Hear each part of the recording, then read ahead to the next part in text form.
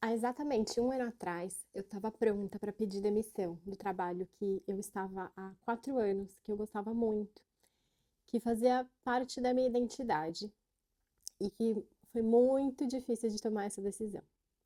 Mas eu tomei por conta de um burnout. No primeiro momento que eu tive para pensar, assim, isso já me veio muito forte na cabeça, que era necessário pedir demissão pelo meu bem e pelo bem da minha família, da minha filha. E muita coisa mudou de lá pra cá, na minha cabeça, na minha vida.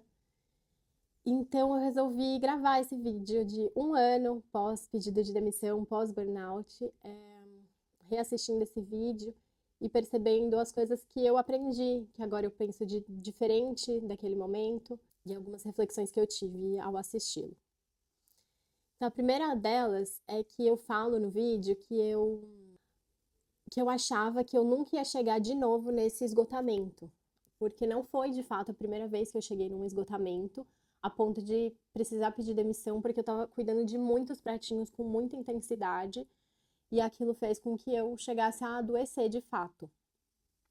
Isso já aconteceu num outro momento da minha vida, na minha primeira experiência, e não só por conta do trabalho, mas porque várias outras coisas, principalmente familiares, surgiram no meio do caminho e me fizeram ter muitas jornadas de trabalho.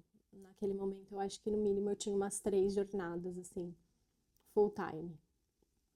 Ou seja, impossível, né? E aí, o que eu percebo é que é parecido com agora, né?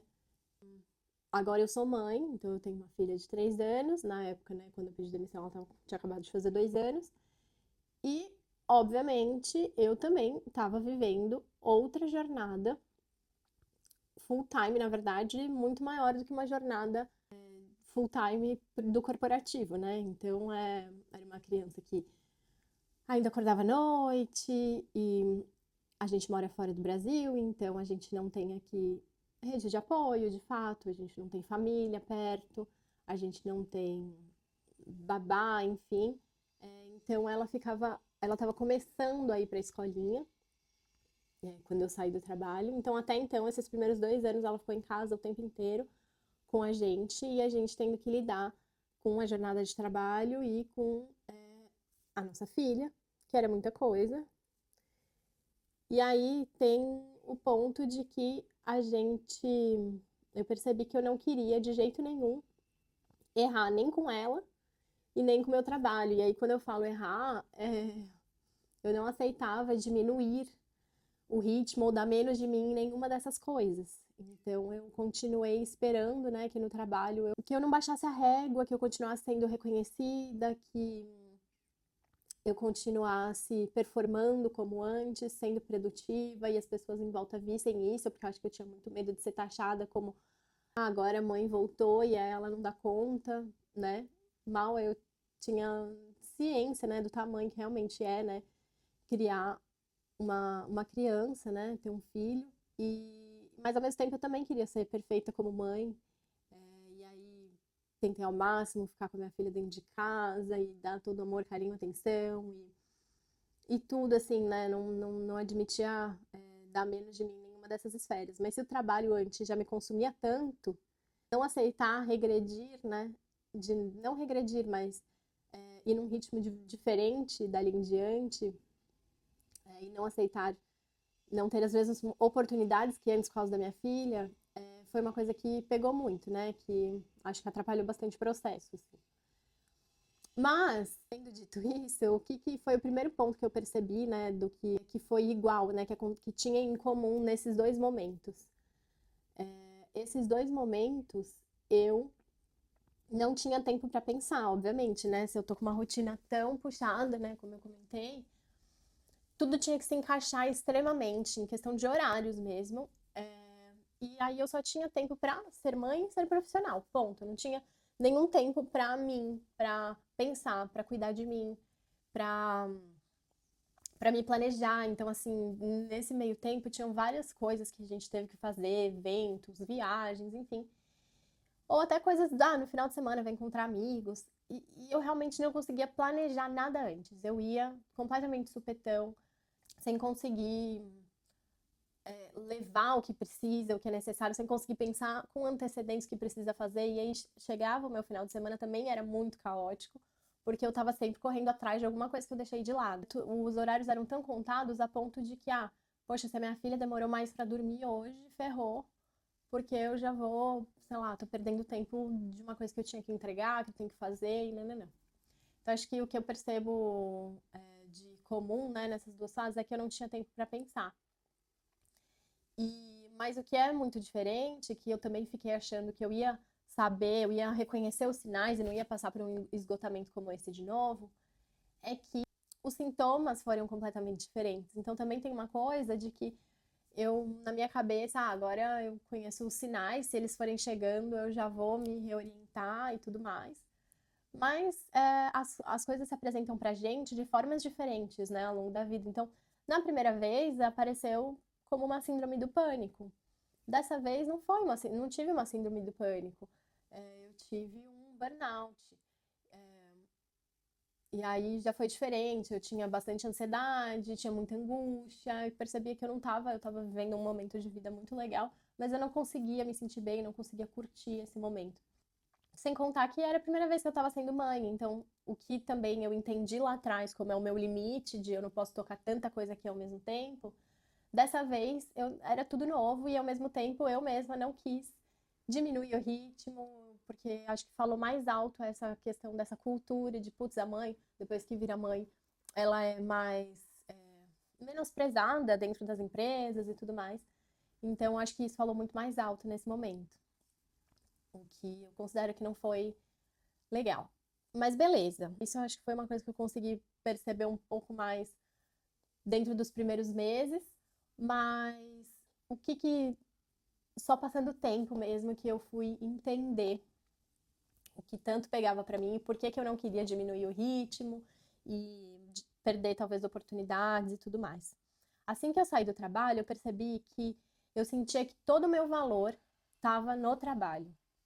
Eu gostava muito do que eu fazia e era realmente parte da minha identidade, assim, né? Então era o assunto das rodas, era aquilo que passava na minha cabeça. E o fato de eu gostar tanto e também estar sendo recompensada, né, por gostar e tudo mais, eu sinto que fazia com que eu me esforçasse cada vez mais nesse trabalho, mas também dedicasse menos para mim e para minha vida. Isso porque estava entendendo que o meu valor estava associado ao que eu produzia e aos parabéns que eu recebia, né, enquanto eu estava trabalhando. Então essa foi uma quebra de expectativa grande, assim, que quando eu saí do trabalho eu fiquei, tá, e qual é o meu valor agora, sabe? Que eu não tô produzindo, que eu não tô sendo reconhecida, o que eu preciso fazer? Né? Primeiro foi o susto de perceber que eu estava negligenciando várias coisas da minha vida, principalmente a mim mesma. Mas depois eu percebi que eu tava com uma tendência muito grande a só fazer aquilo que fosse valorizado. E aí isso doeu bastante, assim, perceber isso. Que passei por limites meus, por vontades minhas, né? Passei completamente por cima de todas elas e que eu não tava nem cuidando de mim de jeito nenhum, assim, desde aparência, sabe? Ai, as roupas que eu visto, o que eu faço, se faço exercício, se não faço. Meu armário, é o mais bagunçado da casa, porque eu vou tentar, né, cuidar da minha filha e deixar tudo lindo, mas o meu tá tudo bem ser de qualquer jeito. E aí eu percebi que o que estava me fazendo feliz naquele trabalho é que era um lugar de muita fonte de reconhecimento, mas que quando eu saí dele eu não tive essa tanta fonte de reconhecimento, fiquei um pouco perdida, assim, de tá, qual é o meu valor agora, o que eu preciso fazer. E também me doeu muito perceber que eu negligenciei muitas coisas da minha vida. Eu já tinha percebido isso no momento, assim, do pedido da demissão. Eu já estava bem ciente dessas negligências, mas acho que com o tempo eu fui percebendo mais.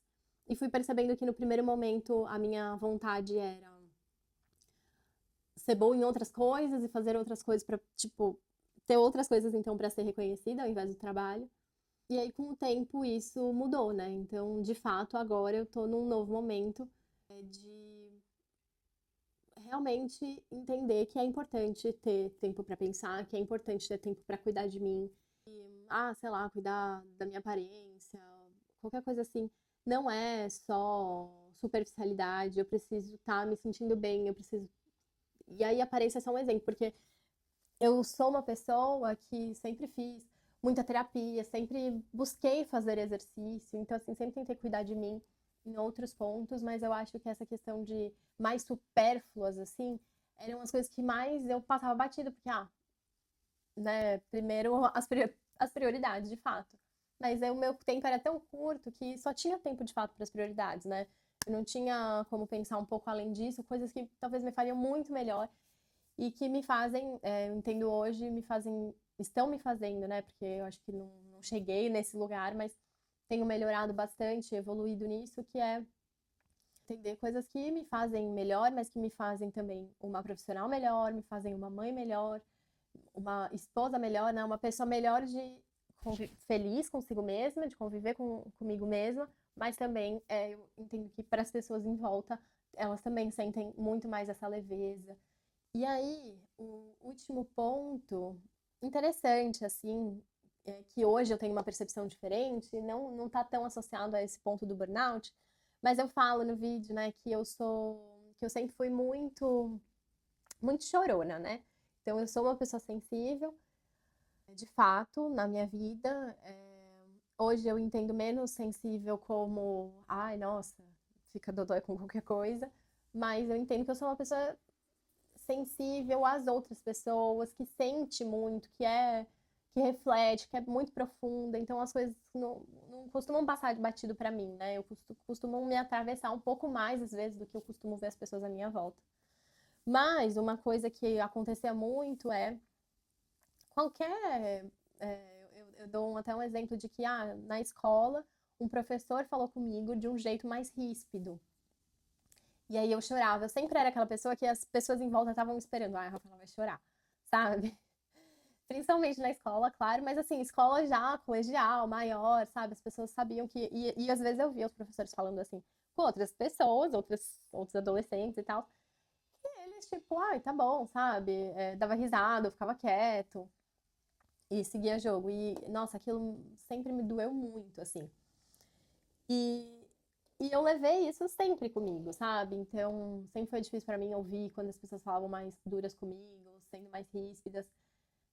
Muito dessa sensibilidade fazia com que eu também chorasse em diversas situações. Às vezes, nem sempre porque a pessoa foi ríspida comigo, mas às vezes ela falou uma coisa difícil, ou ela viveu uma experiência difícil, enfim. E não que isso tenha mudado dentro de mim, mas eu acho que eu entendi um pouco melhor de onde vem isso, sabe?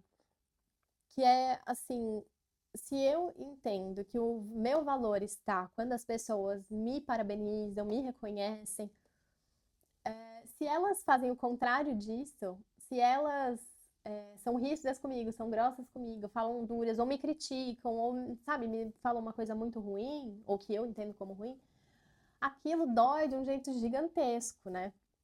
Então, acho que esse resgate, né, esse último ano fez com que eu resgatasse muito eu mesma, o meu valor, eu mesma me reconhecer, eu mesma garantir espaço para mim, espaço para eu pensar, garantir que eu, enfim, os meus limites estejam mais estabelecidos, porque eu acho, talvez meus limites comecem a aparecer, porque eu acho que antes eles nem apareciam. E aí eu acho que isso me fez refletir também. Não que vai chegar uma nova situação e eu também talvez não fique chorona, chore, fique sensível de novo.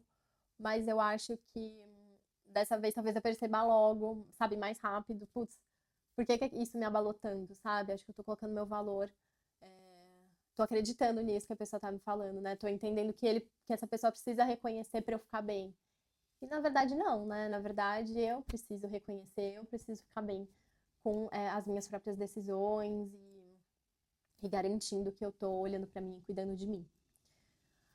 Bom, é isso. Não sei o quanto isso serve para alguém, mas fazer essa reflexão tem servido muito para mim, tem me ajudado muito e eu vou compartilhar isso porque eu acho que às vezes uma coisa, alguma parte dele pode fazer sentido para outra pessoa e já vai ser muito bom poder, enfim, dar uma luzinha que seja para alguém.